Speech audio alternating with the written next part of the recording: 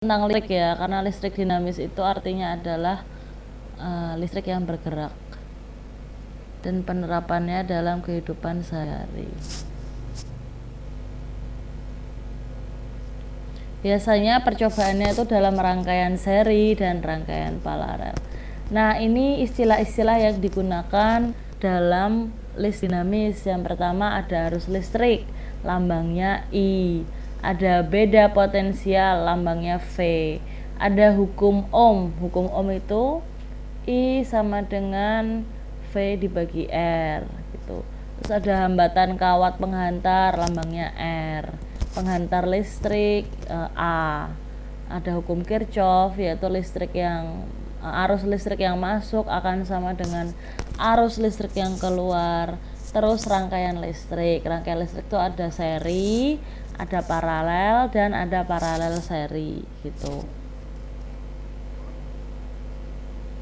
Nah, arus listrik adalah aliran muatan listrik yang mengalir persatuan waktu atau sering dirumuskan dengan lambang I ya. I sama dengan Q dibagi T.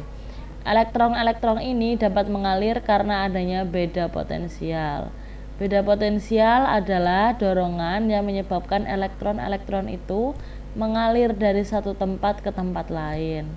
Arus listrik adalah aliran muatan positif dari potensial tinggi ke potensial rendah.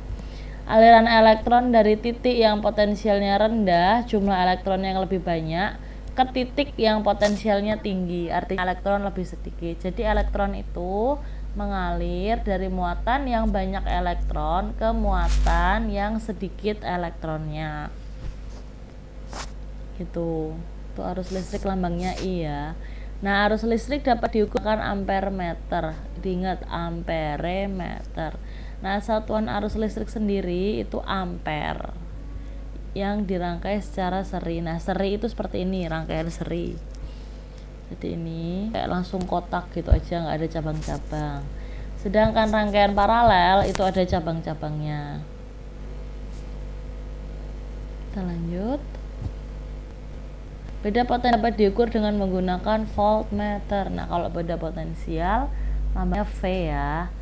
Nah, diukurnya pakai alat yang namanya voltmeter dan dirangkai secara paralel. Nah, paralel tuh yang nggak cuma kotak atau lingkar doang kabelnya, tapi ada cabang-cabang gitu.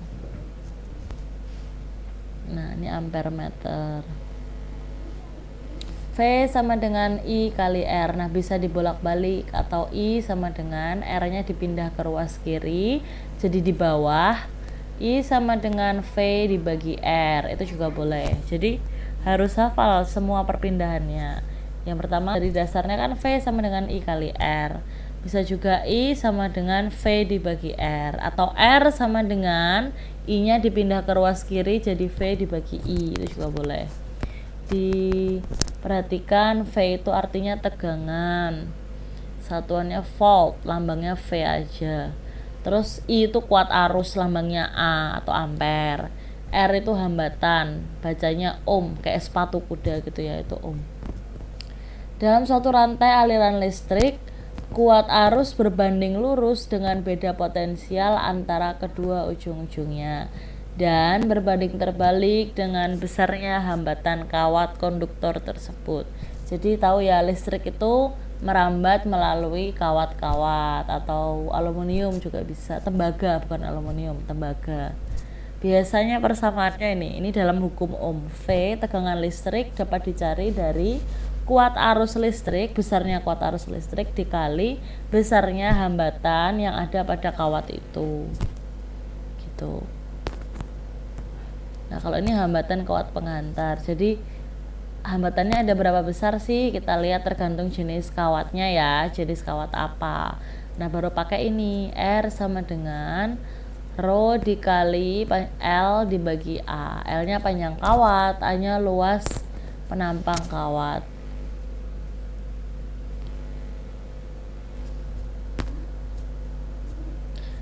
Kawat penghantar adalah kawat yang biasa kita gunakan untuk mengantarkan listrik, yang biasa kita sebut kabel, ada serabut-serabut tembaga. Nah, itulah yang konduktor sifatnya, jadi dia bisa menghantar arus dengan baik.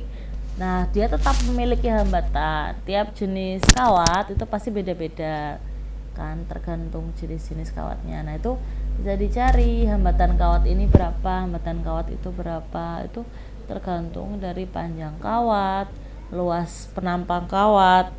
Ada hambatan jenis kawat yang biasanya sudah diketahui di soal.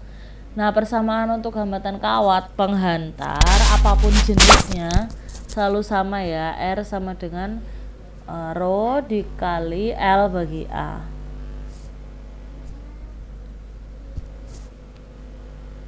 Hambatan kawat penghantar.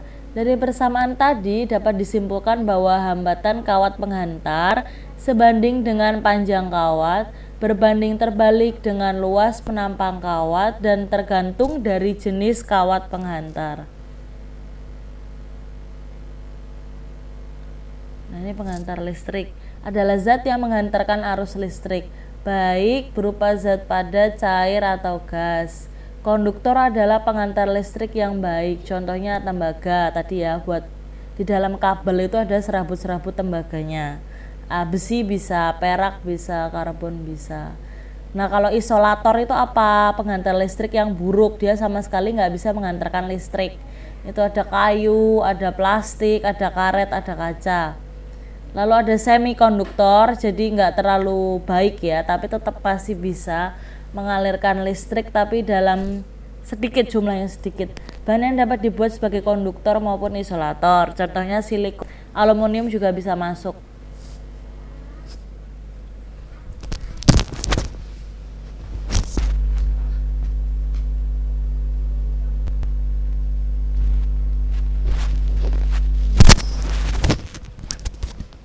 Nah, ini hukum Kirchhoff, jadi akan bermain tentang ini.